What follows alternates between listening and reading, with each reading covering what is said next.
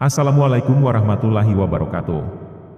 Nabi Nuh adalah salah satu nabi besar dalam Islam. Dia dikenal sebagai nabi yang pertama kali menerima wahyu dari Allah Subhanahu wa Ta'ala setelah Adam dan Hawa. Kisah hidup Nabi Nuh penuh dengan cobaan dan kesabaran. Nabi Nuh dilahirkan dalam keluarga yang saleh. Ayahnya bernama Lamek dan ibunya bernama Syamhah binti Anus.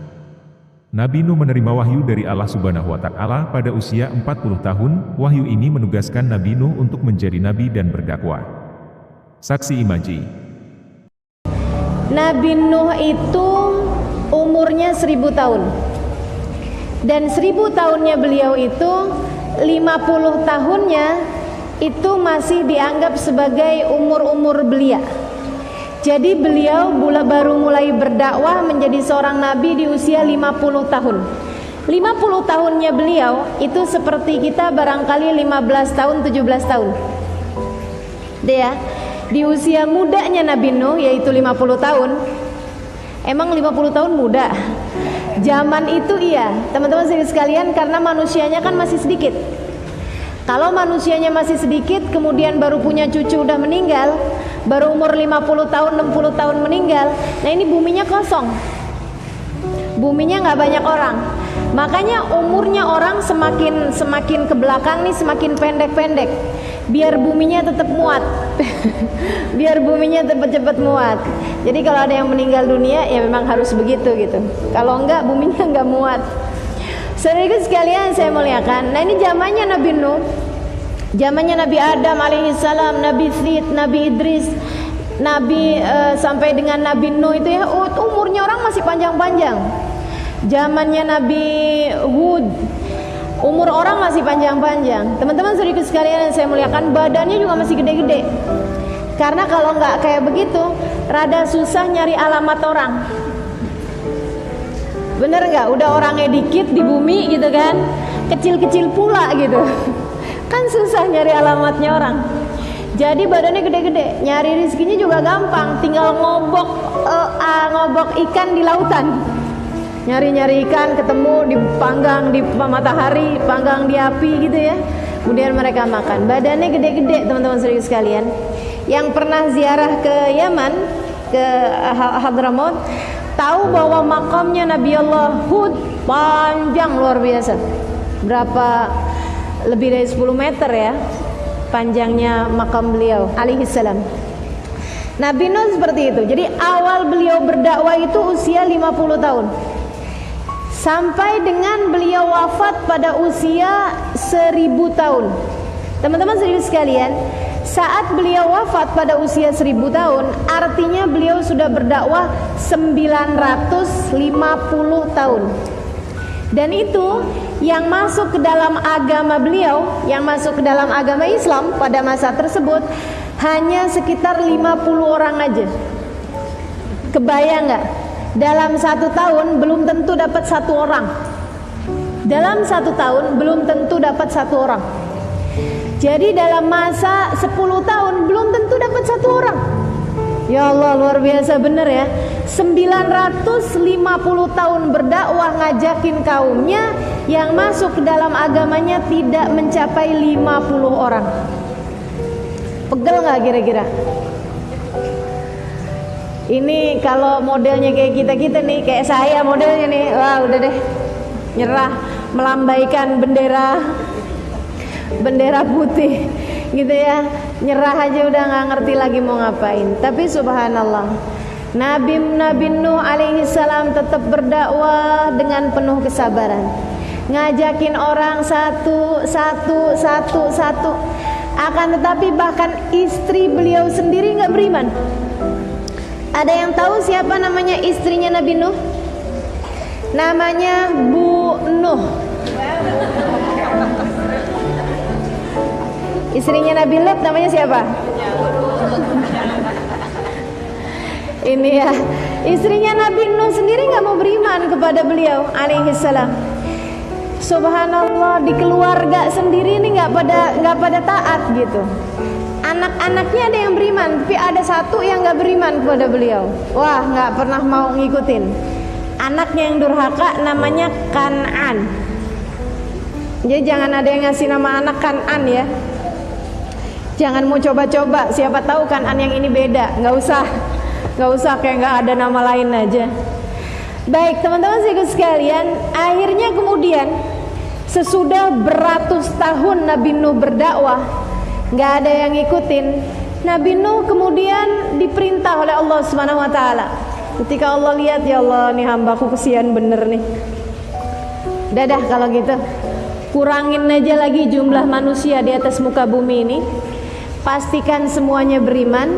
Allah kemudian memerintahkan Nabi Nuh, ya Nuh, fasna'il fulka bi'ayunina. Fasna'il fulka bi'ayunina. Wahai Nuh, buatlah perahu besar, buatlah kapal layar, buatlah kapal besar wahai Nuh. Bi'ayunina, dengan pengawasan kami. Artinya dengan perintah kami yang perintahkan berapa besarnya kapal tersebut, gitu ya. Kami yang akan perintahkan nanti kayunya dapatnya dari mana, ininya dapatnya dari mana, gitu. Fasna'il fulka bi'ayunina.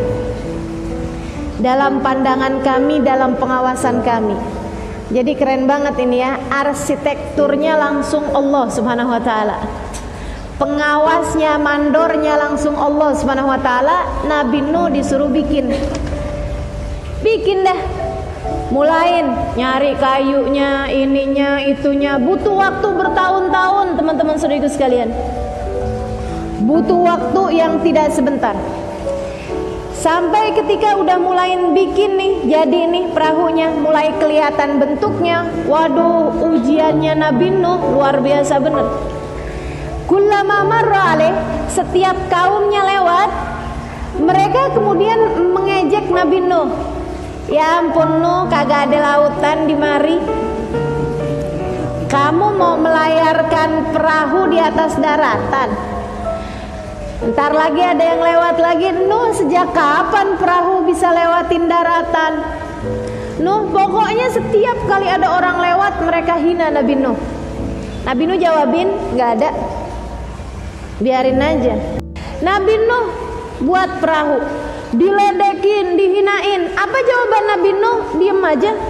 Nabi Nuh gak ada bilang, kalian tahu gak sih, saya tuh diberi wahyu sama Allah, fasna'il fulka bi'ayunina. Ini adalah pandangan Allah langsung, yang arsitekin nih Allah Subhanahu Wa Taala. Enggak gitu, diem aja, biarin aja. Orang mau bilang apa gak jadi soal, karena ucapan orang gak akan ngaruh buat kita. Saudaraku sekalian yang saya muliakan, terus saja Nabi Nuh sabar sampai jadi tuh perahunya. Udah mau jadi perahunya, gitu ya. Ada kisah katanya perahunya Nabi Nuh, mohon maaf, saya nggak tahu kebenaran kisah ini, tapi ada pembelajaran yang kita mau ambil. Jadi insyaallah wallahu a'lam, gitu ya. Saudaraku sekalian, kabarnya ada orang yang ngeledek Nabi Nuh nggak cukup dengan omongan. Mereka kemudian ada satu orang dimulai oleh satu orang, dia kemudian masuk ke dalam perahunya Nabi Nuh, mohon maaf, diberakin perahunya Nabi Nuh. Diikutin kemudian orang ini. Nah ini ya, seremnya kalau jadi orang yang diikutin. Itu kalau kita kemudian, kalau orang tersebut kemudian melakukan kebaikan yang diikutin orang banyak sih alhamdulillah. Tapi kalau kemudian melakukan satu keburukan yang diikutin sama banyak orang, ini jadinya jadi dosa jamaah. Gitu kan ya? Kalau pahala jamaah sih alhamdulillah, kebaikan jamaah alhamdulillah, tapi maksiat jamaah apa enaknya gitu. Teman-teman saudaraku sekalian, orang sekampungnya Nabi Nuh semuanya kalau buang air di situ. Nabi Nuh mau beresin nih, finishing kapalnya nih, karena memang udah mau jadi gitu ya. Nabi Nuh pas lihat, waduh, udah nggak jadi deh. Ya Allah, sedih hati Nabi Nuh. Gimana nih ya Allah, nggak bisa ngerjain nih kapalnya. Ya udah dah, saya istirahat dulu aja dah. Apa gimana kayak gitu ya? Barangkali mungkin ada turun hujan, bersihin, atau misalnya kena panas matahari jadi kering apa gimana gitu. Dah, tinggalin dulu sama Nabi Nuh. Subhanallah, Allah tuh ketika ngasih solusi, teman-teman saudaraku sekalian, seringkali di luar nalar manusia, di luar jalan pikir kita gitu. Nggak seberapa lama dari ketika banyak itu, ada orang yang kakinya pincang tapi mau ikut-ikutan kayak gitu juga. Naiklah dia ke atas perahunya Nabi Nuh dengan tertati-tati, kemudian dia buang hajat juga di situ. Udahlah pincang, mau ikutin buang hajat. Kebayang gak sih? Masya Allah, luar biasa ya. Kedurhakaan, kedengkian itu luar biasa ketika ada dalam hati seseorang gitu. Kalau mau berbuat kebaikan sampai maksa-maksain diri, pincang-pincang, masih seneng. Tapi ini mau berbuat kemaksiatan gitu, cuma biar seneng aja kalau orang-orang pada cerita, iya gue juga gitu kali ya. Dia kemudian maksain diri, pincang-pincang naik ke atas perahunya Nabi Nuh, kemudian buang hajat. Saat habis selesai dia buang hajat di situ, dia mau naik, mau inian, ternyata jatuh, kakinya terpleset. Terpleset, ngejatuhin kotoran-kotoran di situ. Jatuhnya, plesetnya di tempatnya orang, mohon maaf, kotorannya manusia ini. Tapi subhanallahnya begitu diri, kemudian kakinya baik. Seru bener ya. Iya. Jadi dia bilang, wah, ini berkah nih ternyata nih. Ini nih ternyata bisa bikin kesembuhan nih. Akhirnya dia kemudian naik dari atas perahu tersebut, dia nyampein ke kaumnya. Tahu nggak? Sekarang gue udah bisa lari. Sekarang saya udah bisa jalan. Ini sembuh nih. Dia bilang, kenapa kamu bisa sembuh? Tuh gara-gara, dia cerita kayak begitu. Berbondong-bondong orang untuk ngambil kotoran mereka di atas perahu tersebut. Yang lagi sakit-sakit perut ditaruhin di perut.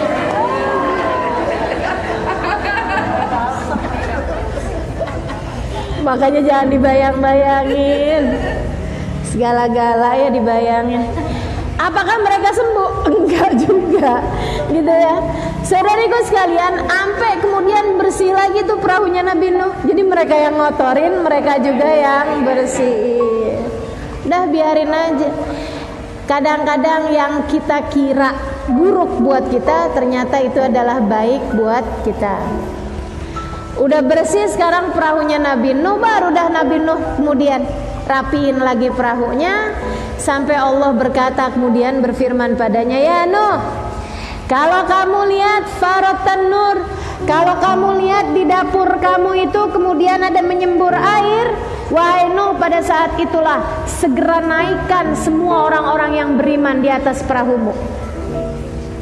Saudaraku sekalian, pada hari yang telah ditetapkan oleh Allah Subhanahu wa taala, benar-benar Nabi Nuh melihat pertanda tersebut di dapurnya, segeralah sama Nabi Nuh kemudian dimasukkan orang-orang yang beriman di atas perahunya Nabi Nuh, termasuk semua binatang-binatang berpasang-pasangan. Jadi tuh tikus sepasangan, ayam sepasangan, gitu ya, anjing sepasangan, kucing sepasangan, gitu semua binatang-binatang tuh Nabi Nuh masukin ke dalam perahunya karena semua binatang beriman, kan gitu kan. Kemudian Nabi Nuh naik bersama dengan kaumnya semuanya. Nabi Nuh pastiin siapa aja yang beriman udah masuk nih. Nabi Nuh ngeliat anaknya Atuk, mana dia nih? Siapa itu? Kok nggak kelihatan? Akhirnya kemudian Allah berfirman, ketika semua udah di atas kapal nih, Nabi Nuh lihat, tunggu, mau cari anak saya nih. Nabi Nuh kemudian turun nyari-nyari anaknya, ketemu. Akhirnya kemudian dipanggil-panggil, ketika kemudian mulai turun hujan dari atas langit dan air menyembur dari bawah tanah. Jadi itu hujan yang enggak sembarang hujan. Allah berfirman tidak hanya kepada langit, akan tetapi juga kepada bumi. Wahai bumi, pancarkan air, wahai langit, turunkan hujan. Kebayang cepetnya kayak apaan tuh banjir. Sut, air naiknya cepet bener. Nabi Nuh segera naik kembali ke atas kapalnya, sudah mencari anaknya ketemu. Mulai deh tuh kapalnya mulai jalan. Nabi Nuh lihat anaknya lagi lari-lari. Nabi Nuh bilang, ya Bunayyar kemana? Ayo cepetan naik ke atas kapal. Segera naiklah ke atas kapal. Anaknya bilang, ogah bah, saya gak mau ikut-ikutan, saya mau nyelamatin diri aja. Katanya Nabi Nuh kemudian, la simal yaumin amrillah illa marrahim. Gak ada yang selamat nih hari kecuali yang dirahmati sama Allah. Ayo cepetan naik ke atas kapal, gak ada yang bakal selamat kecuali yang ada di atas kapal. Katanya dia, sa'awi ila jabalin yasimuni minal ma. Saya bakalan naik ke atas puncak gunung sana, akan menyelamatkan saya dari air tersebut.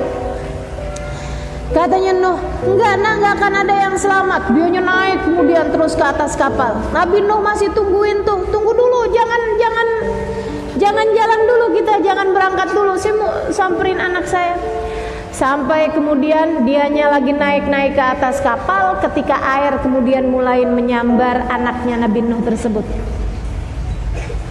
Nabi Nuh dari sebelum-sebelumnya selalu doa, ya Allah, selamatkan aku dan keluargaku, selamatkan aku dan keluargaku.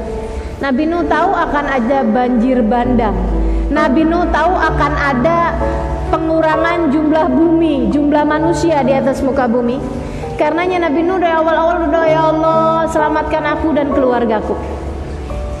Begitu melihat kemudian anaknya tenggelam bersama dengan yang tenggelam, Nabi Nuh nangis.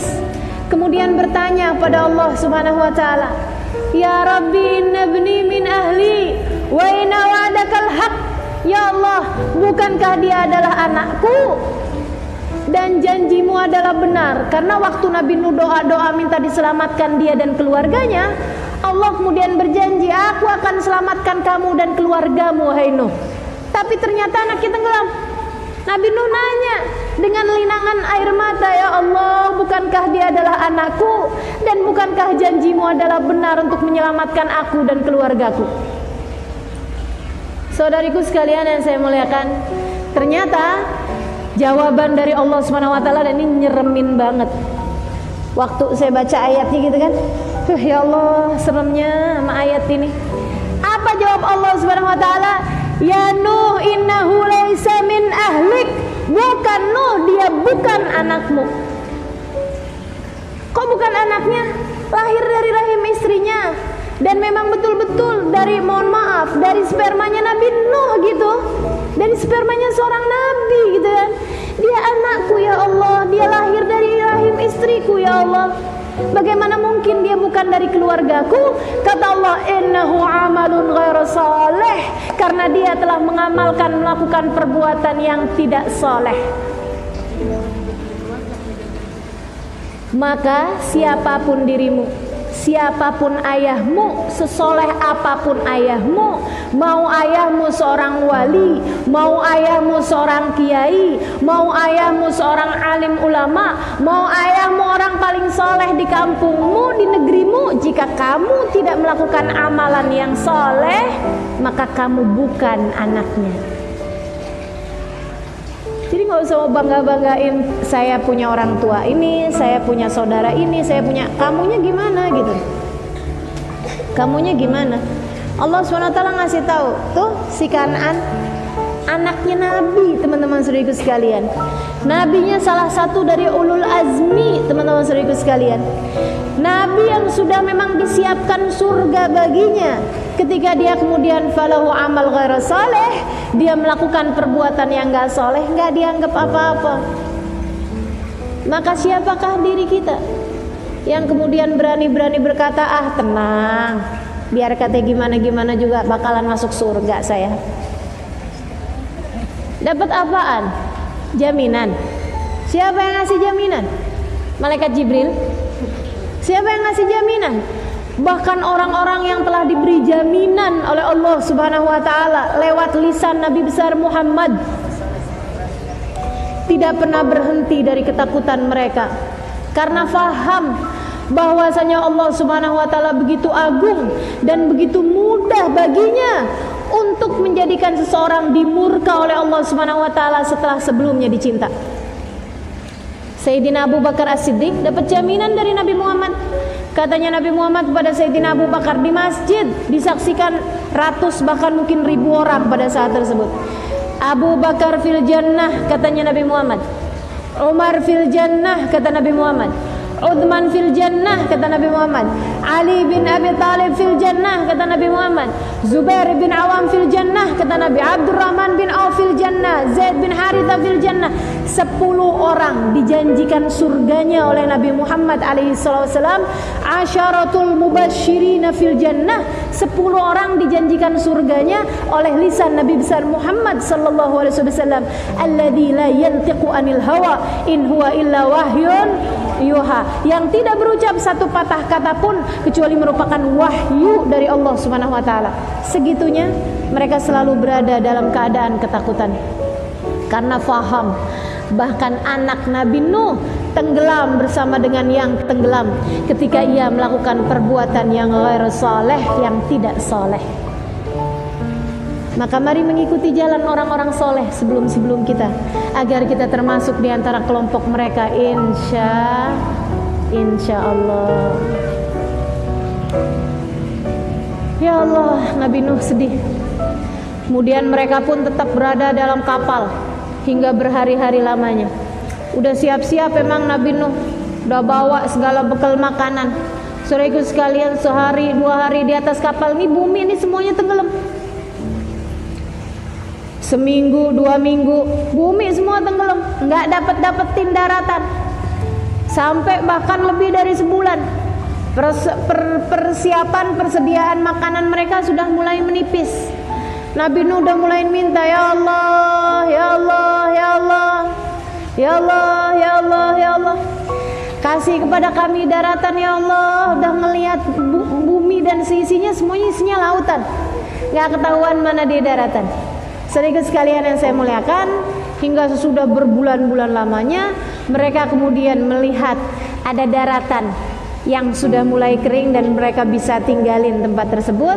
Mereka pun segera menambatkan kapal itu dan mulai kemudian turun semuanya dalam keadaan penuh sukacita, tepat pada tanggal 10 Muharram, hari Asyura. Jadi ini Nabi Nuh diselamatkan, temu daratan pada hari Asyura. Kabarnya kemudian Nabi Nuh segera ambil makanan-makanan yang mereka punya tuh, bikin bubur selamatan gitu ya. Makanya hari Asyura itu kan orang baru suka bikin bubur. Yang mestinya sih bukan hanya hal-hal yang seperti itu yang diikutin. Dan apakah benar apa enggaknya, wallahu alam juga. Masalah resepnya kayak apaan, wallahu alam juga. Karena saya kan gak ikutan tuh di perahu hari itu. Ustazah pakai jagung apa enggak? Mana saya tahu. Ya Allah, ya Allah. Jadi teman-teman saudaraku sekalian, Nabi Nuh diselamatkannya pada hari Asyura. Nah ini kita mau lihat nih, orang tuh kalau melaksanakan perintahnya Allah pasti sama Allah dikasih solusi. Tapi kalau mengikuti hawa nafsunya sendiri, seperti Kan'an dan kaumnya Nabi Nuh gitu ya, mengikuti hawa nafsunya sendiri, pengen buang air di perahunya Nabi Nuh, nggak ngikutin apa yang disampaikan Nabi Nuh. Nah itu walaupun dalam pikiran mereka itu akan menyelamatkan, nyatanya mereka akan tenggelam.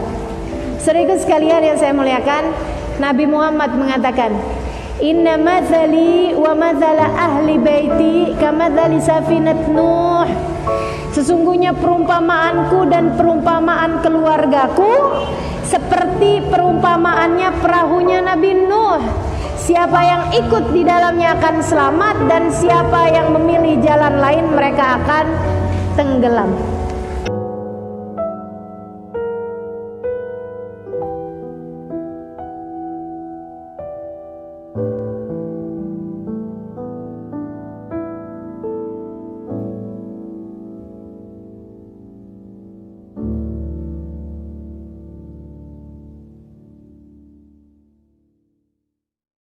Nabi Nuh diberi tugas untuk menyebarkan ajaran tauhid, mengajarkan manusia tentang kebaikan dan kebenaran, serta memperingatkan manusia akan azab Allah jika mereka tidak taat dan berbuat maksiat. Nabi Nuh diperintahkan oleh Allah Subhanahu wa Ta'ala untuk membangun kapal sebagai tanda akan datangnya banjir besar yang akan menghancurkan umat manusia. Kapal ini dibangun oleh Nabi Nuh selama 950 tahun dan akhirnya selesai pada saat umur Nabi Nuh mencapai 950 tahun. Wassalamualaikum warahmatullahi wabarakatuh.